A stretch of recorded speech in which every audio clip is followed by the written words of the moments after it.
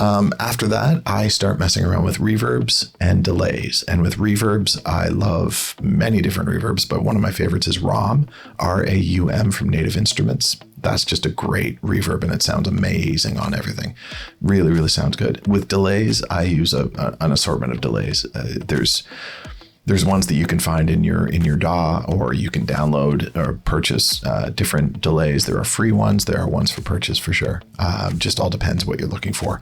I love a good ping pong delay. That's where it's sort of bouncing from left to right and having it decay over time with the feedback. So there's that. So that's really the voice. That's really getting it into a place. Now, another thing about reverbs and delays, I never really just put them on and then let them be.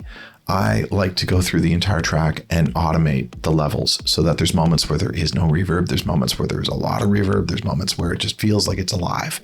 Same thing with delays. I want to have moments where there's, a word that gets really delayed out.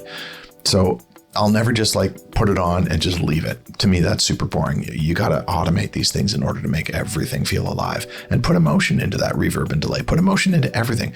Put emotion into the way that you're playing the piano. Really feel it.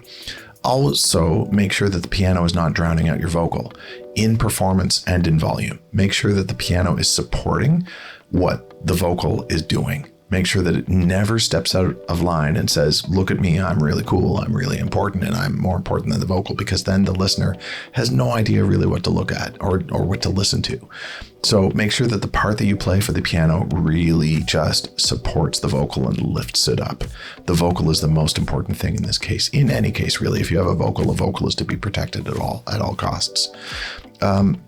With the piano, I would also compress. I would compress everything, but don't use the same compressor as the vocal. Put a separate compressor on the piano. Start messing around. You can play around with the attack of the compressor. I find with the piano, you can leave the attack a little longer so that you get the nice sort of hit of the piano key. But then after the piano key has been hit, the compressor starts to kick in and it brings up those decaying notes a little bit more so that the piano is really just great. If you want to hear a really, really great example of compression used in a song, please listen to Elton John's song called This Train Don't Stop.